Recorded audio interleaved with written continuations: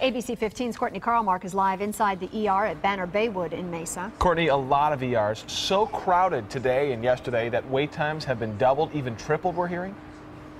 Absolutely. Now, it's a little quiet here yet this morning, but I'm told that this waiting room was packed yesterday afternoon.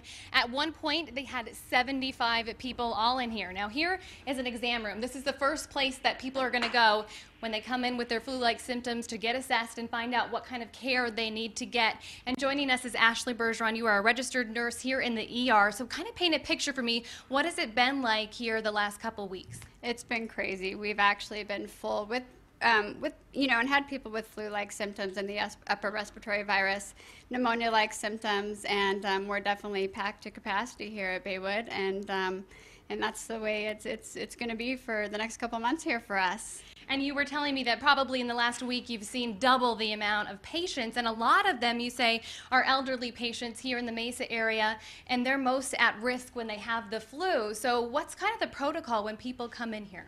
That's right. Well, when anybody comes into the ER, they are, automatically everybody gets a medical screening exam, and then they're placed in front of a provider right away.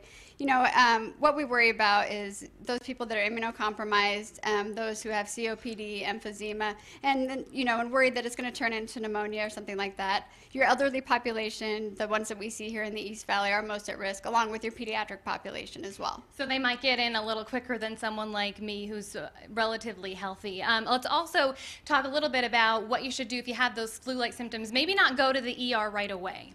Correct. We encourage everybody to see your family doctor first. There is the antiviral prescription medications that can be given within the first 48 hours, and that's going to decrease the severity and duration of the flu itself.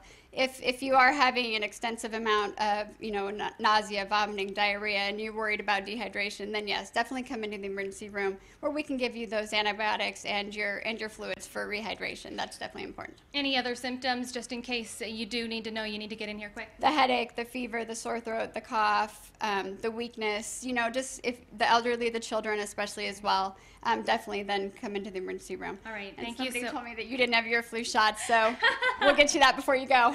Yes, Ashley was stressing to me, as long as many other medical providers, that it is not too late to get your flu shot. Thank you for reminding me. So they're saying, go out and get it right away, because the flu actually is supposed to last even longer this year, probably trickling into April.